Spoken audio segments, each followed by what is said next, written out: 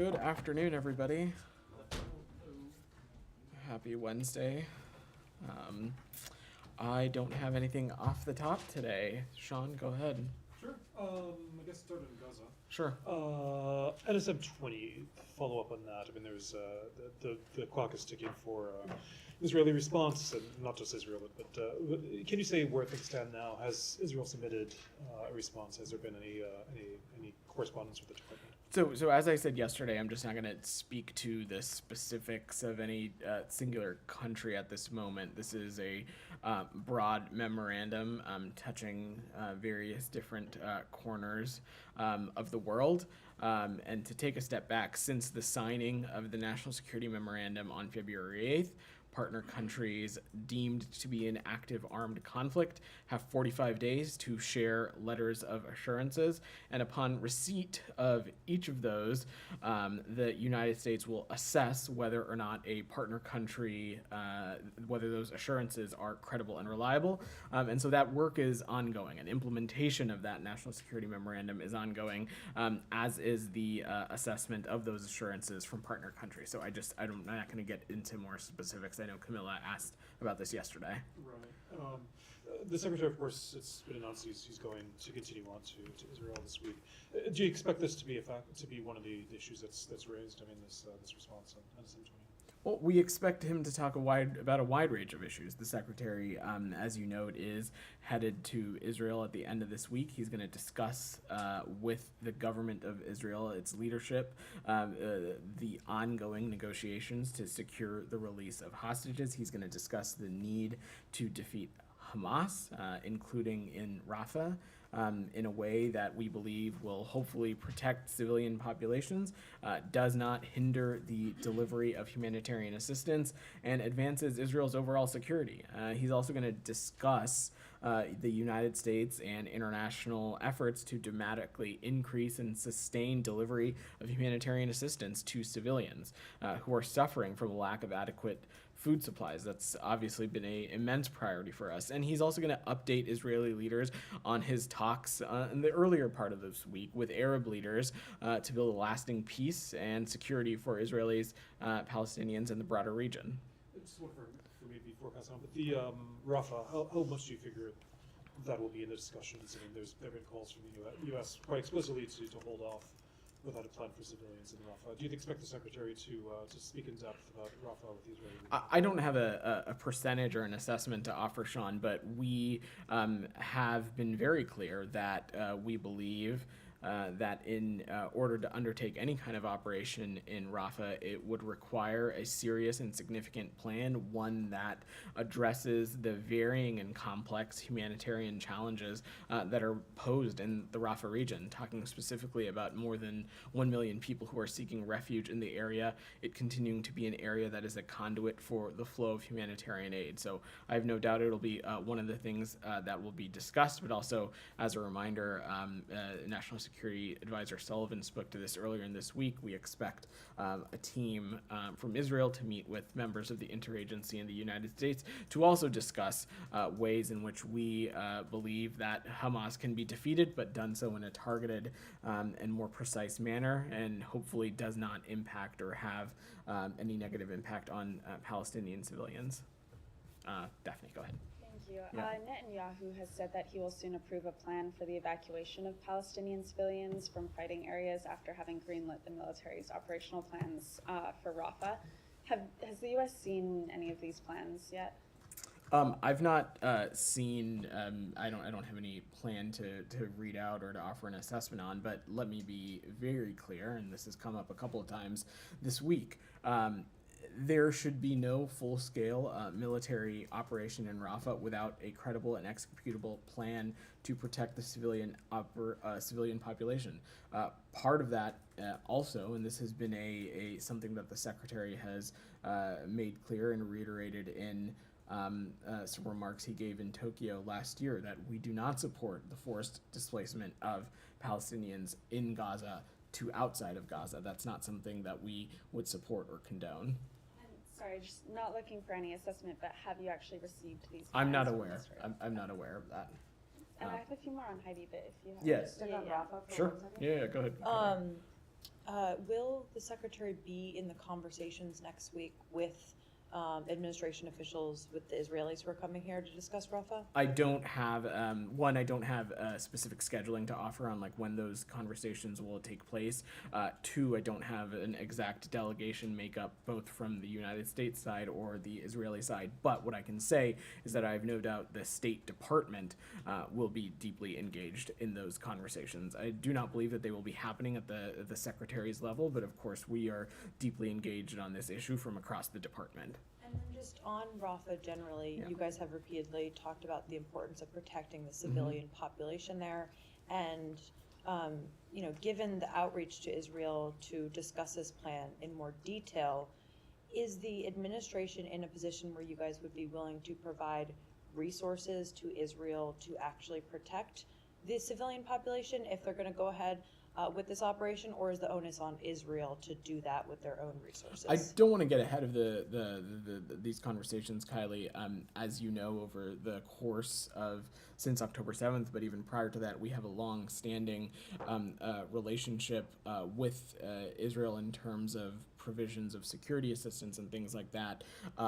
What we hope to happen through this conversation is for there to be a clear and direct engagement on how they are thinking about this and offer some insight into advice on how we would approach this situation were we in that position. And so I don't want to get ahead of that conversation. And if in the course of that it is determined that our Israeli partners need X, Y, and Z, that is, of course, a conversation that we'll continue to have. Yeah. Can I keep getting, then I'll go to you. Go ahead, Camilla. Still on Gaza, I assume? No? Okay, then go ahead, Said. First, I want to ask about a colleague of mine in Gaza. He's, in fact, the bureau chief for Gaza for our newspaper and the editor-in-chief for the electronic version. His name is Mahmoud Abu Awad, Abu Mus'ab. I'll send you his name and his picture.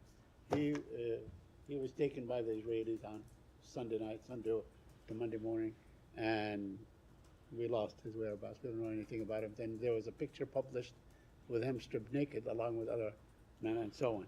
So my point is, when will the United States demand and say that this cannot keep on going with journalists that are credentialed, that have worked there for year after year, decade after decade, well known to the Israelis, Why do they keep taking them, targeting them, killing them, imprisoning them with impunity?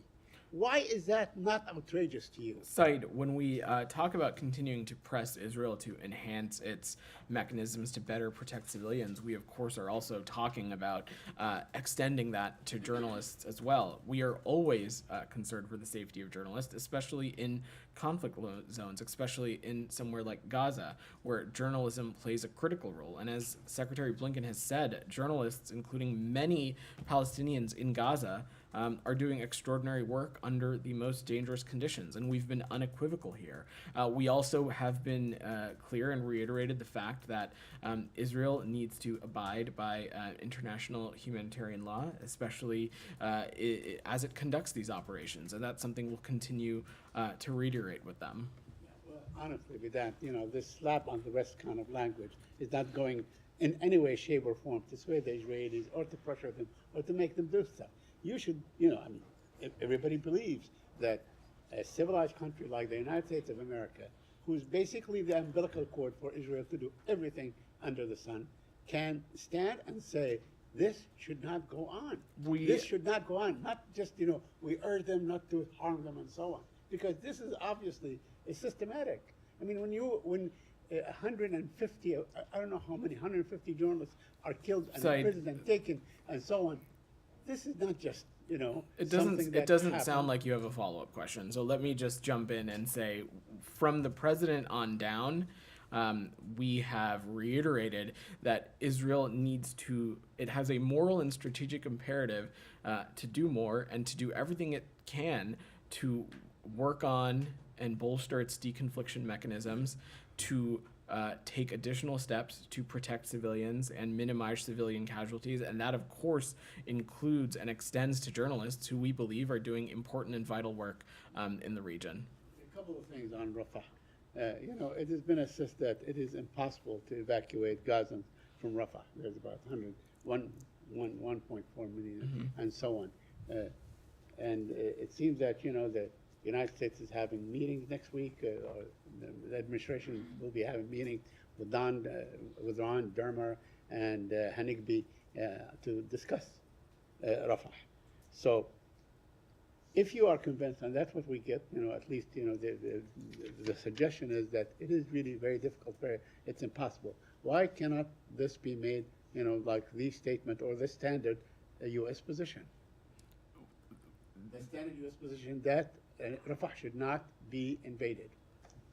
Saeed, it is our position that such an operation should not and cannot be conducted without a credible and serious plan, a plan that needs to account for and address the varying humanitarian factors in the Rafah region. Firstly, the more than 1 million people seeking refuge in the area. Two, it continuing to be an area that is a conduit for humanitarian aid. It is out of serious concern for these two factors that we have not been unambiguous about our concerns as it relates to an operation in Rafah, and we'll continue to have these conversations with our Israeli partners. So Anything else? After weeks, my last one, after weeks of this Rafah dilemma has been going on, is there a conceivable way to remove such a huge amount of people and move them safely, in your view or anybody's view?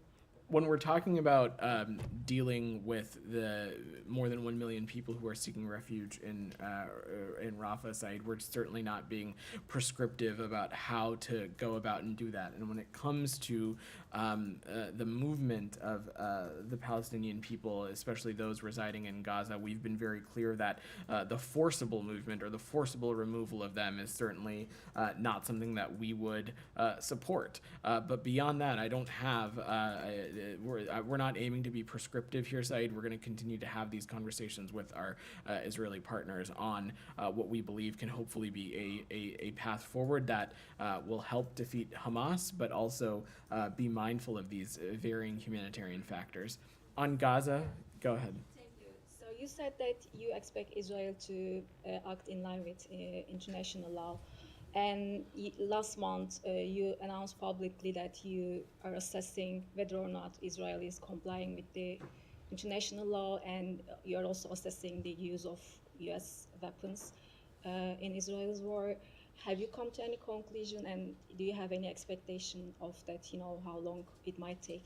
I don't have any for this updates. investigation? I don't have any updates to offer in that space. When we talk about that ongoing work, we're talking about it in the context of how this kind of work is ongoing in all conflict areas, where we're assessing the circumstances and anecdotes on the ground, and we're assessing what is happening. And of course, there are a number of vectors and a number of lines of efforts within the State Department to assess those kinds of things. We've talked about a couple of them from up here, processes like the Leahy process, processes like CHURG, and some of that work is just going to continue, and I don't have an update to offer on that. One more on that. Yesterday, Human Rights Watch and Oxfam said that they submitted a memorandum to the U.S. government regarding Israel's violations of international law, and this includes, the misuse of U.S. weapons and blocking the U.S.-funded humanitarian aid.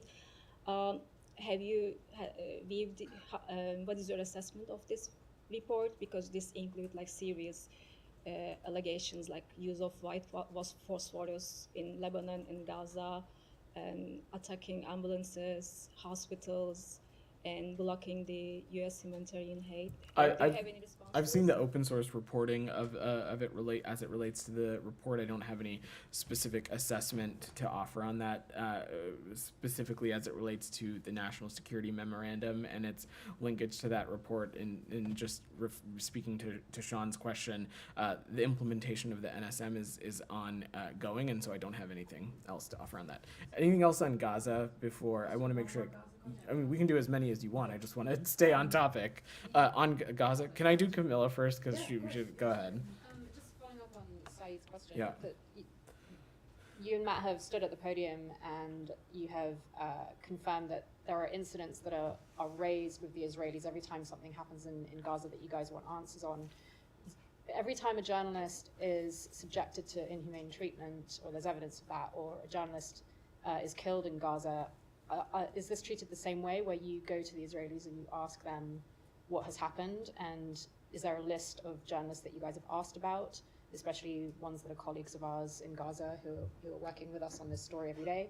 And have you had any response from the Israelis on any individual case? of journalists in Gaza? There certainly are specific incidents, especially as it relates to journalists, in which we have asked our partners in the government of Israel for more information, and in instances we have gotten more information on the specifics to those circumstances or things of that nature. I'm not at liberty to speak to some of those given privacy concerns, but this is something that we raise, and we raise it as at the seriousness, we raise other issues that we have concerns about, and we're seeking more information on. And would this be, for Saeed's colleague, would this be a case in which you would raise it with the I'm Israelis? not aware of the specifics around this case. I'm happy to check, but I don't want to speak to something of that specificity that when I don't have the information in front of me. Yes, colleague in Gaza, we would be expecting that to be something that would make the list of things to be raised with the Israelis.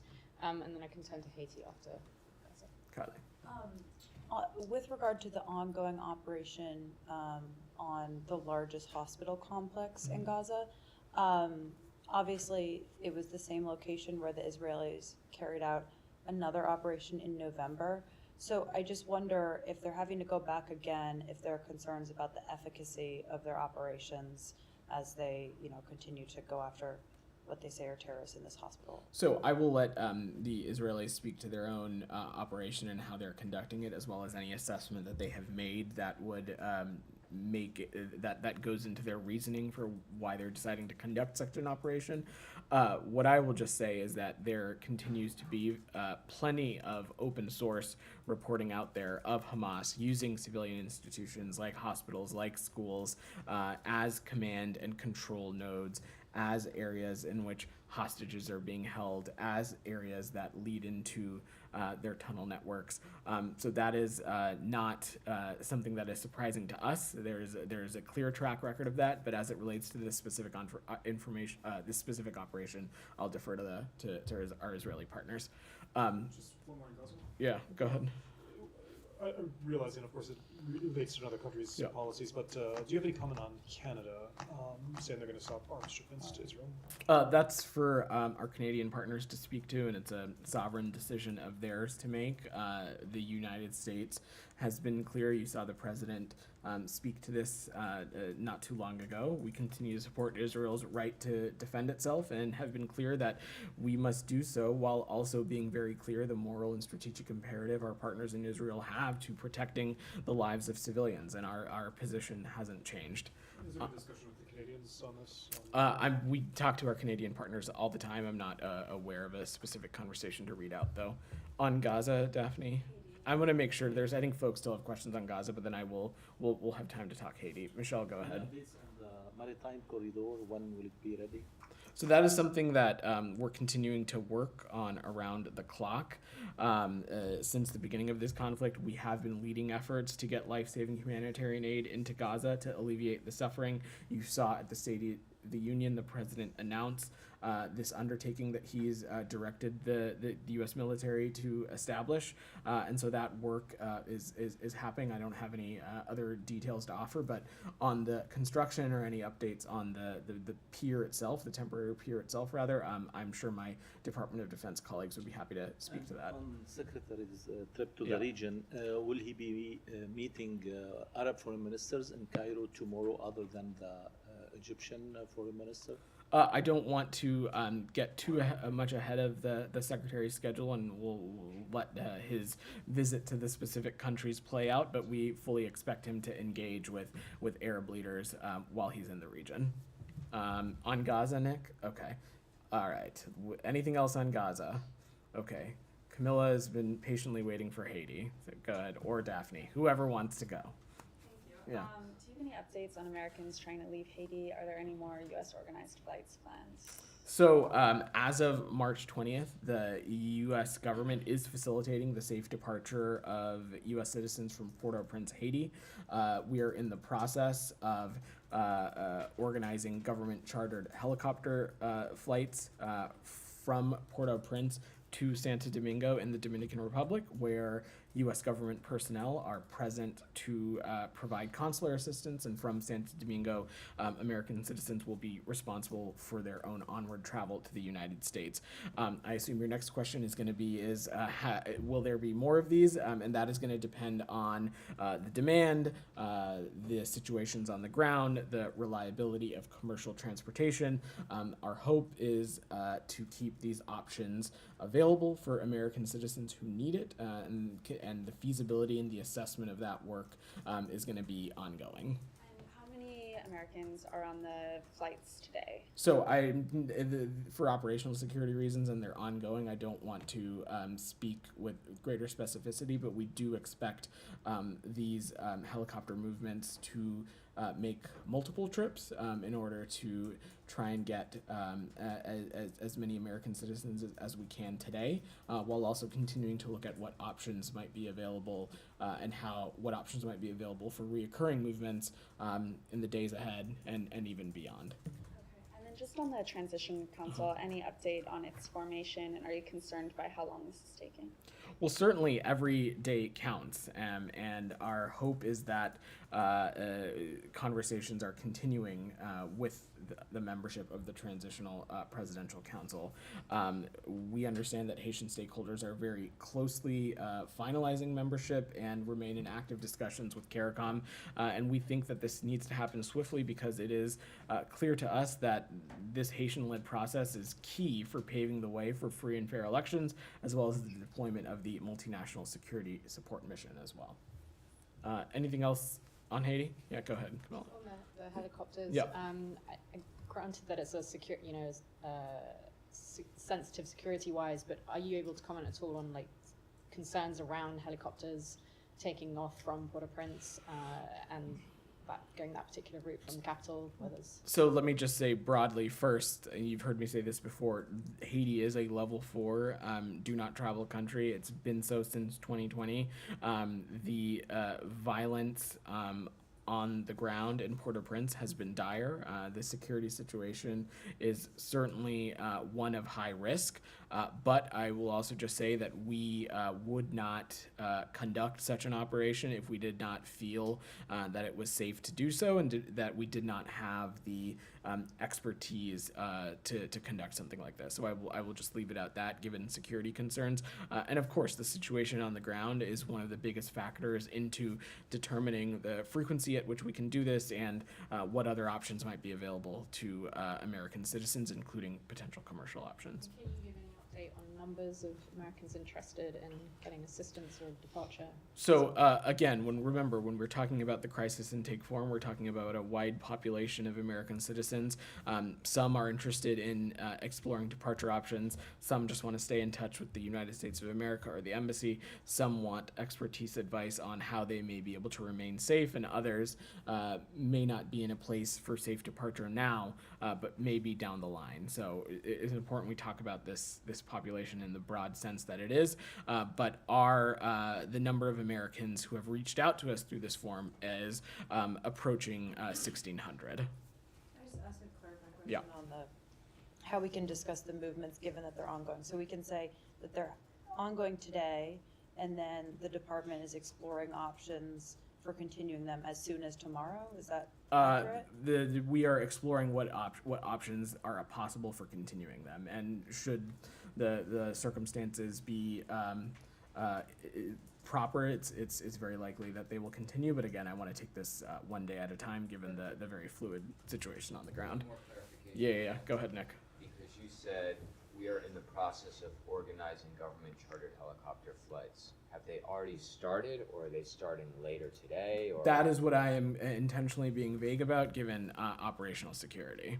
So hopefully we'll have more for you later today. But again, this is the safety and security of American citizens is we have no higher priority than that. And so wanted to make sure that you all had clarity on what we were doing, while also maintaining the security for this operation to be conducted. Anything else on Haiti before we close out? Okay, Alex, go ahead. Thank you, Milan. A couple of separate topics. On Ukraine, Human Rights Report says that Russia is using fear to control occupied territories. Can I get a reaction? Look, Alex, I have not seen that specific report, but it should be no surprise to anybody that the Russian Federation is partaking in repressive tactics to silence the voice of dissenters, to silence the voices of opposition. And again, when it comes to these territories, let me just be unequivocally clear, they are Ukraine.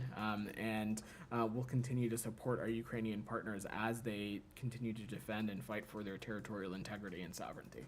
Polish foreign minister today was quoted as saying that success in Ukraine against Russian occupation is a question of U.S. credibility. Do you agree with that assessment that U.S. credibility is at stake here?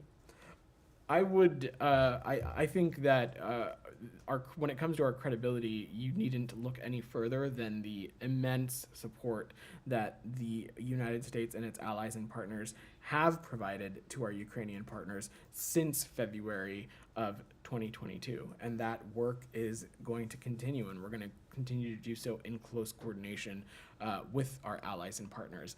It is because, of course, the courageousness and the heroism of the Ukrainian people, but also the convergence with our partners in Europe and others around the country, that we have been able to continue to support Ukraine in the way that we have, and it has been able to defend itself so fiercely. I have a couple more on human rights, if I may. There are expectations that annual human rights reports will be released either during or before Democracy Summit. Is there any reason for a delay? I don't have any scheduling items to offer. I have no doubt that we will share the human rights report with you all at some point soon. Broadly speaking, I've seen this morning the White House's fact sheet on the Democracy Summit. Why do you think it was a successful summit? There are reports out there that it was a low-key outcome, was not even comparable with the previous year. Is it a successful summit? We certainly would say it was a successful summit, and I know that the Secretary really appreciated the opportunity to be there and appreciated the Republic of Korea for hosting. I will also add that outside of the Secretary, there continue to be or have been senior officials in Korea continuing to participate in this summit, folks like Undersecretary Zaya. The Secretary, as you saw, Alex, I spoke a little bit about this earlier this week, had the opportunity to give a set of remarks on information integrity, which we think is one of the most critical aspects at the nexus of democracy when we're talking about it. And I'm sure we'll have more to share on this space going forward. Go ahead. I'm going to work the room a little bit, Alex. Go ahead. Yeah. La Repubblica today reported that Secretary Blinken blocked the release of a G7 statement condemning the presidential election in Russia. Can you confirm that? Can you explain this decision? I've not seen that report, and I don't believe it to be true. And we have taken a number of steps in close coordination with our G7 partners, as well as independently, to hold the Russian Federation to account for its actions and its infringement on Ukrainian territorial integrity and sovereignty.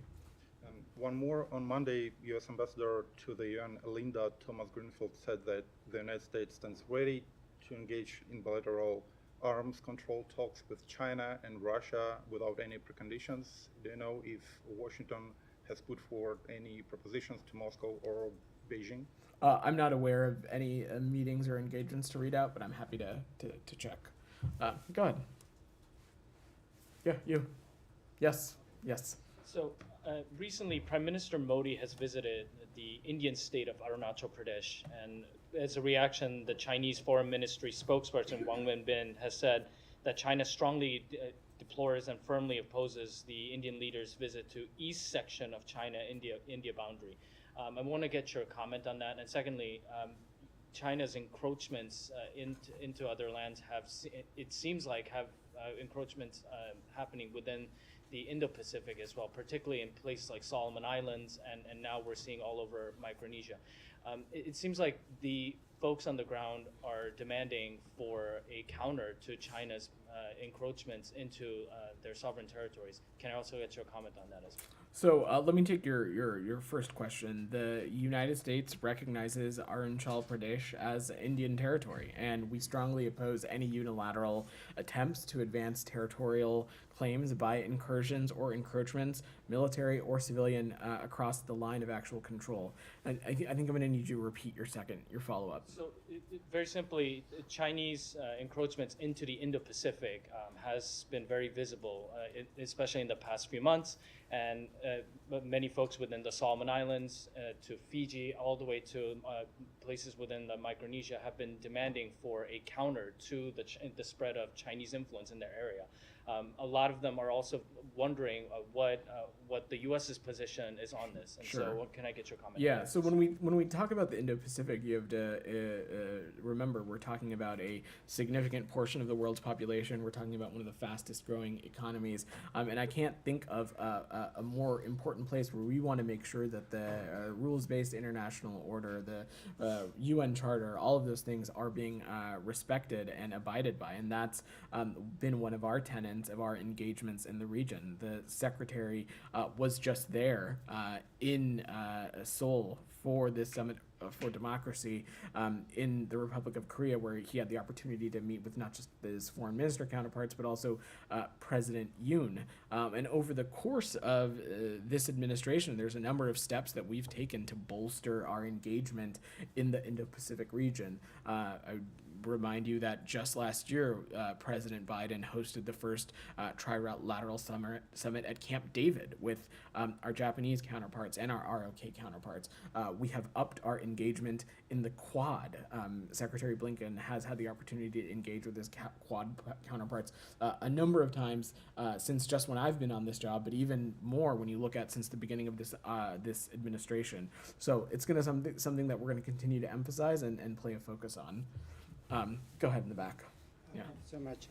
Yesterday, two U.S. retired generals, General Milley and McKenzie, testified at Congress about Afghanistan. And they said that they wanted 2,500 American troops in Afghanistan, but the final decision was made by the President Biden and also the State Department. And also I talked to some lawmakers, including Michael Waltz. They blamed President Biden and the State Department that made the final decision, and the outcome was what we have seen in Afghanistan. So I would like to know what is the State Department's reaction on that.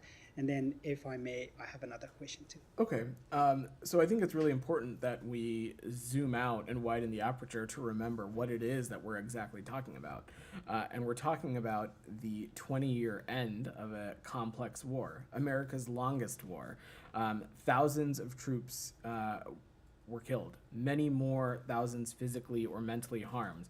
And we honor their service and mourn their losses and injuries with their families and loved ones.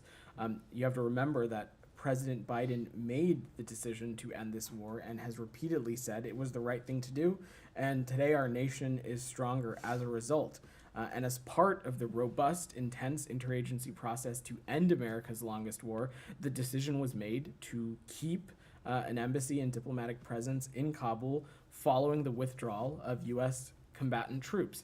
The embassy maintained an active emergency action committee planning process that convened repeatedly in 2021 to assess the situation on the ground. As many of you in this room so well know, embassies all around the world where we have diplomats maintain an EAC process. And a non-combatant evacuation operation was one of the tools available to an embassy. And Embassy Kabul was well-versed in NEO planning. It had a plan, and the generals testified to the existence of this plan yesterday.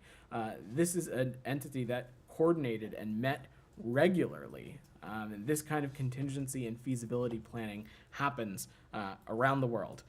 It's also well documented that the U.S. did not want to publicly announce planning for or the start of a NEO so as to not weaken the position of the then Afghan government, potentially signaling a potential lack of faith. Again, our intention at the time was to keep open and operating Embassy Kabul. But by the summer of 2021, there was a task force stood up, prepared to execute a NEO if and when it was called for. It's also worth reminding and repeating that it was the previous administration that negotiated the Doha Agreement with no subsequent plan for evacuating U.S. citizens or our Afghan allies and their families. And it was up to this administration, including from the garbled transition period, to do that. And in collaboration with our military colleagues, as a NEO was intended, we achieved the largest and most successful airlift in history. Nearly 124,000 people on planes out of the country due to the Taliban's overrunning of the city and the collapsing of the Afghan government. This occurred in a very fluid and dynamic and dangerous environment at the Kabul airport, and included the death of 13 military colleagues of ours, hundreds of civilians, and injuries to many others. And those losses are tragic. Within weeks of the collapse of the Afghan government, the U.S. began relocation flights by continuing to protect Americans in harm's way, as well as standing by our Afghan allies and their families. I'll also note, and I know so many in this room are well aware of it, that Secretary Blinken also called for an after-action review to learn the important lessons and to fortify processes and how we respond to unexpected crises around the world and how we support American citizens and foreign nationals and others engaging with our diplomatic missions. This whole week, I've been taking questions on places like Haiti, Sudan, Ukraine, Israel, Gaza. These are all places in where we have taken lessons from this after-action report and implemented them to further improve in the areas of communication, resources, preparedness, and that work will continue. We're going to work to better inform our response in times of crisis, and we've already taken more than 40 concrete actions and identified additional steps to guide itself. We're also going to continue to comply with the House and Senate Foreign Affairs Committee's legitimate oversight of the Afghanistan war, building on the dozens of witness and hundreds of hours of testimony and the tens of thousands of pages of documents that we have already made available and will continue to make available. Yeah, thank you. So you talked about this previously as well, but so the Taliban announced reopening these schools only for boys again. Long story. So girls cannot go to school. I know I'm aware that you have talked about this before, but my specific question for today is that is United States leverage declining over Taliban? If not, which kind of leverage is left to use in terms of convincing the Taliban to allow girls to go to school? We continue to have a number of tools in our tool belt at our disposal, and we have been clear that girls should have never been blocked from going to school in the first place. Advancing respect for the rights of Afghan women and girls is critical to U.S. efforts in Afghanistan. Sean, I said that you had your hand up. Sure. And then I'll come back to you, Leah. I'm sorry. I'll just real quickly a few different topics. Yeah. Indonesia. Yeah. So there's a statement from the secretary this morning, but on Prabowo's victory in the presidential race. Of course, it wasn't so long ago that he wasn't welcome in the United States to human rights concerns. Are those going to figure into the relationship, do you think, with Indonesia as he takes office? So we extend our sincerest congratulations to the Indonesian president-elect, and we applaud once again the Indonesian people for their robust turnout and commitment to democracy and the rule of law. As close partners and friends under our comprehensive strategic partnership, we're going to work hand in hand to better deliver for the future of our citizens, and we look forward to continuing to engage on that and partnering with the president-elect and his administration when they take office in October. The rights concerns are not. This is something, well, look, just to take a bit of a step back, in any bilateral relationship that we have in countries around the world, when we have concerns about human rights or violations of other kinds, we raise those, and we raise those directly and candidly, and we'll continue to do that when appropriate. Sure. I know also, a separate topic, I know probably from the podium you don't want to engage too directly in campaign politics, but also regarding the previous administration, former President Trump has denounced the Australian ambassador here in the U.S., Kevin Rudd, saying that he should be, I think his term was he's not the price is bulb or something. Does the U.S. have anything to say about that and about the relationship with Kevin Rudd? Well, one of your colleagues just asked about the Indo-Pacific, and I would say that Australia is one of our most vital partners, not just when it comes to the Indo-Pacific, but when we think about the world broadly. It is a country in which we share a number of like-minded points of view and who also have done immense work to support our Ukrainian partners, and we're going to continue to work closely and cooperate with them. I know Prime Minister Rudd, Ambassador Rudd, has been an important partner here in DC as ambassador, and I know folks around this building have enjoyed working with him and will continue to do so. And just Yeah. completely part of the world. Follow up the question I asked yesterday on Serbia, Kosovo. Do you Uh-huh. have anything more to say about that? Basically, whether there's an agreement arranged by the U.S. for euros rather than Serbian dinars to go from Serbia to Kosovo. I don't have any updates on the processes, Sean, other than the concerns that we raised yesterday, and we're going to continue to work through the EU facilitated dialogue, and we'll let the process go from there. Leah, go ahead. Yeah. Yeah. So on Monday, the White House announced that President Biden will host the first trilateral U.S., Japan, Philippines Leader Summit on April 11th. Especially given China's continued provocations in the South China Sea, could you talk a little bit about what the significance of this meeting will be and what signal it's intended to send? So this is happening on the margins of Prime Minister Kishida's visit to the United States for his state visit.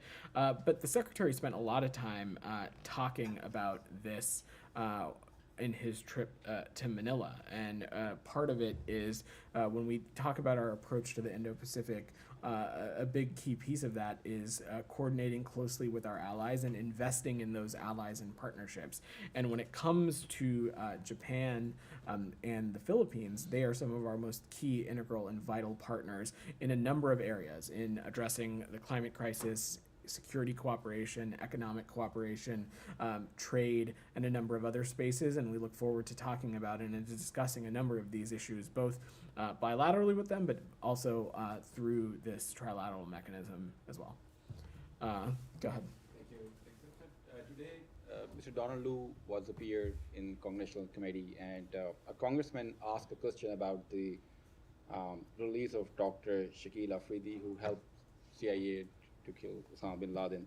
He was asking that if Pakistan is going to swap Dr. Afridi with Dr. Afia Siddiqui, who's in the American jail. So, okay. He couldn't complete his answer because there were like many questions the congressman was asking. So could you tell us that, is there any plan to swap Dr. Afia Siddiqui with Dr. Shakil Afridi? So I don't have any updates as it relates to that. I didn't catch that part of the hearing, but you have to remember that one of this department's most important priorities is engaging with Congress on our foreign policy. This was a routine hearing, and Assistant Secretary Lu's testimony provided insight on the U.S.-Pakistan bilateral relationship as a whole, and a number of areas where we are hoping to deepen our collaboration. And I believe he spent a little bit of time talking about the U.S.-Pakistan Green Alliance framework, also bolstering respect for human rights. And so we'll look forward to continuing to engage in these kinds of hearings. Okay, thanks everybody. Didn't see any other questions.